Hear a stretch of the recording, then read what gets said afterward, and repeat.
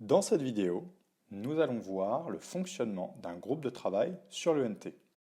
Tout d'abord, rendez-vous sur le menu de gauche et cliquez sur l'onglet Groupe de travail. Une fois fait, cela vous affiche au centre de la page la liste des groupes de travail auxquels vous appartenez.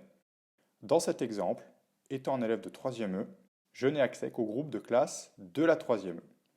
Pour y accéder, rien de plus simple, cliquez dessus.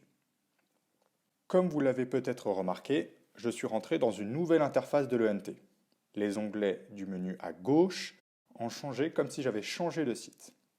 Il s'agit là simplement d'une interface propre à chaque groupe de travail, comme si vous rentriez dans une salle de classe. Dans l'interface principale de l'ENT, plusieurs affichages s'offrent à vous.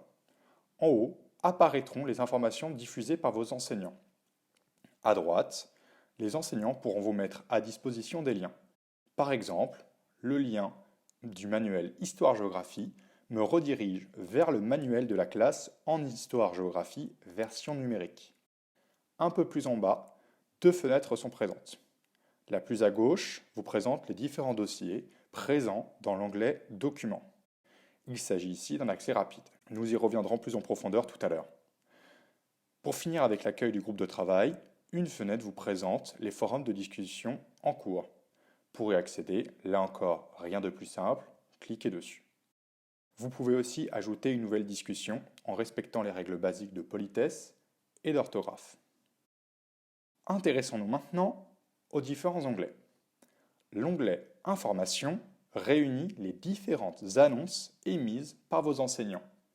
Dans cet exemple, il n'y en a aucune pour le moment. Dans l'onglet Documents, vous retrouverez les différents dossiers présents dans l'accueil du groupe de travail. Si mon enseignant d'histoire-géographie m'a demandé d'aller récupérer le cours, je dois alors cliquer sur le dossier Histoire-Géographie, puis je clique sur le dossier Cours pour enfin récupérer mon fichier. Cliquer dessus revient à ouvrir le fichier et avoir la possibilité de le télécharger ou de l'imprimer. Pour revenir en arrière, rien de plus simple, cliquez sur la flèche retour de mon navigateur. En ce qui concerne l'onglet Images et Liens, c'est le même fonctionnement que l'onglet Documents. Ensuite, l'onglet Agenda est tout particulièrement intéressant. Il permet de recenser les différents événements fixés par les enseignants. Par exemple, ici, je m'aperçois qu'un événement est justement programmé pour le vendredi 20 mars à 10 h. Pour plus d'informations, je peux évidemment cliquer dessus. Dès lors, je vois toutes les informations liées à l'événement allant du titre à son créateur, en passant par la description faite par l'enseignant. Pour ce qui est de l'onglet Forum, c'est ici que sont répertoriées les différentes discussions entre les enseignants et les élèves. Il ne s'agit pas de conversations privées. Par exemple, il y a ici une conversation sur des questions éventuelles en histoire-géographie. Pour accéder à la discussion, je clique sur le nom de la discussion. J'arrive alors sur une page qui liste les différents messages envoyés. Pour répondre au message de l'enseignant, il me suffit d'appuyer sur le bouton « Répondre ».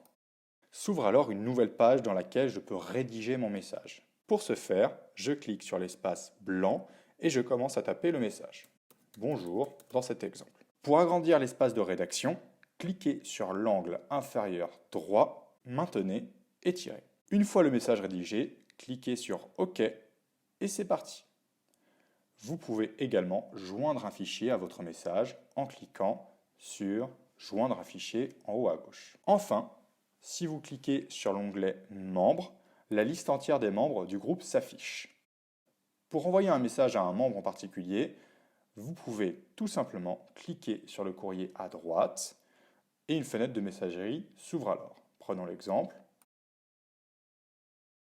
Si vous souhaitez quitter l'espace du groupe de travail pour revenir à l'espace général de l'ENT, il vous suffit de cliquer sur l'onglet tout en haut à gauche du menu intitulé « Retour au groupe ». Voilà, j'espère que cette vidéo vous aura éclairé sur l'utilisation des groupes de travail. Travaillez bien!